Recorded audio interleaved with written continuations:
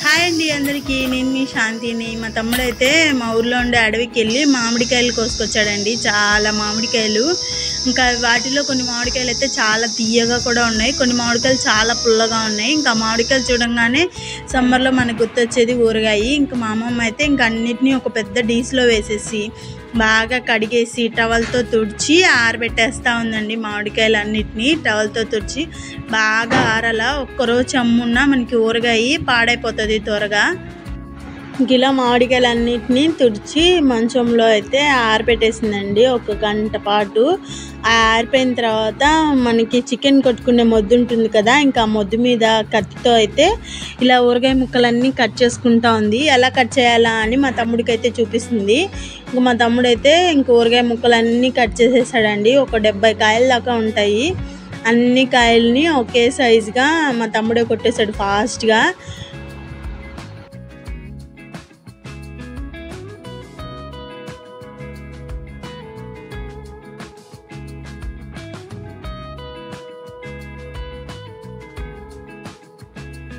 అమ్మమ్మ అయితే టెన్షన్ పడతా ఉన్నిందండి, ఎవరు హెల్ప్ చేస్తారు ఈ కాయలు కొట్టేదానికి, ఇన్ని కాయలు ఉన్నాయి ఎంతసేపు అవుతుందో అని. అందులోపల మా తమ్ముడు వచ్చాడు, ఫాస్ట్గా అన్ని కాయల్ని ఫాస్ట్గా కొట్టేశాడండి.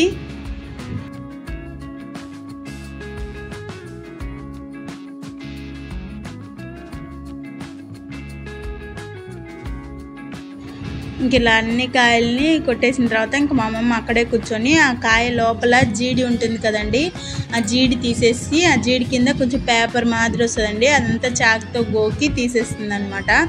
ఇలా అన్నీ నీట్గా చేసేసుకొని ఒక పెద్ద డీస్లోకి అయితే ముక్కలన్నీ వేసి పెట్టుకుంటుంది.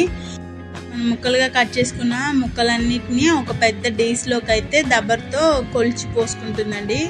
ఈ మామిడికాయ ముక్కలన్నీ ఇలా ఎన్ని దబ్బర్లు వస్తాయో అనేది చూసి అన్ని దబ్బర్లు ముక్కలన్నీ కట్ చేసేసుకొని ఇంకా దానిలోకి అయితే ఫస్ట్ వేరుశెనగ నూనె వేసుకుంటుందండి. నువ్వుల నూనె అయినా బాగుంటుంది, వేరుశెనగ నూనె అయినా బాగుంటుంది. అమ్మమ్మ అయితే వేరుశెనగ నూనె తీసుకొని ఫస్ట్ ముక్కలకి అన్నిటికీ నూనె పట్టించేస్తుంది. నూనె పసుపు వేసి అంతా బాగా కలిపి పెట్టుకోవాలి. అలా నూనె పసుపు వేసి కలిపి పెట్టుకుంటే మన ముక్కలు చెదిరిపోకుండా బాగా గట్టిగానే ఉంటాయండి. ఇలా అన్నీ కలిపేసుకోవాలి ఫస్ట్. ఇంకా అన్నీ కలుపుతూ ఉంది ముక్కలన్నిటికీ పట్టే విధంగా.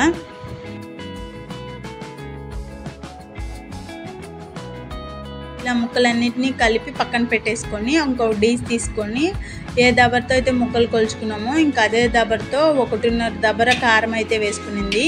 ఇంకా అలాగే కొంచెం హెల్తీగా సగం దబర్ దాకా ఆవు పిండి, అలాగే కొంచెం ఉదామరిగా నువ్వుల పొడి వేసుకునిందండి. కరెక్ట్ కొలత లేదు, అందుకే నేను కొలత అయితే చెప్పట్లేదు. ఉదామారిగా పెట్టేసింది మా అమ్మమ్మ. ఇంకే దబర్తో కారం తీసుకున్నామో అదే దబర్తో కొంచెం హెల్తీగా కల్లుప్పునైతే బాగా ఆరబెట్టి పొడి చేసి వేసుకునింది. ఒక చిన్న కప్పుడు జీలకర్ర పొడి, ఒక చిన్న కప్పుడు మెంతుల పొడి అండి. మెంతులు ఊరికి కూడా కొన్ని వేసింది, అలాగే పొడి చేసి కూడా వేసింది. మనకి ఊరగాయలో గుజ్జు బాగా రావాలి అంటే ఇలాగ పొల్లన్నీ ఎక్కువ వేసుకుంటే మనకి ఊరగాయ గుజ్జు అనేది బాగా వస్తుందండి. దానిలోకే తెల్లగడ్డలు పొట్టు ఒలిచి ఒక 1/2 కిలో దాకా వేసుకునింది. కొంచెం తెల్లగడ్డలు మిక్సీ పట్టి వేసుకునింది. ఇలా వేసుకొని ఈ పొళ్ళన్నిటినీ బాగా కలిసే విధంగా కలిపేసుకోవాలి. చేత్తోనే కలిపేస్తుంది మా అమ్మమ్మ. ఇలా అన్నీ కలిపేసుకున్న తర్వాత ఊరగాయ ముక్కల్ని, మన మామిడికాయ ముక్కలన్నిటినీ కారంలో వేసేసి మొత్తం కలిసేటట్టు బాగా కలిపేసుకోవాలి. ఇలా అంతా కలిపేసుకొని ఇంక లాస్ట్లో మళ్ళీ నూనె వేసుకోవాలండి.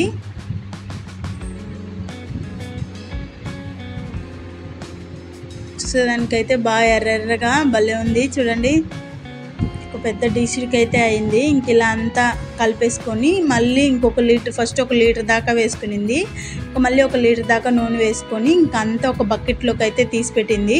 3 రోజుల తర్వాత చూస్తే ఇలా ఉందండి. ఇంక ఇప్పుడు ఉప్పు సరిపోయిందా లేదా అని చూసుకోవాలి. ఉప్పు తక్కువ అయితే ఊరగాయ త్వరగా చెడిపోతుంది.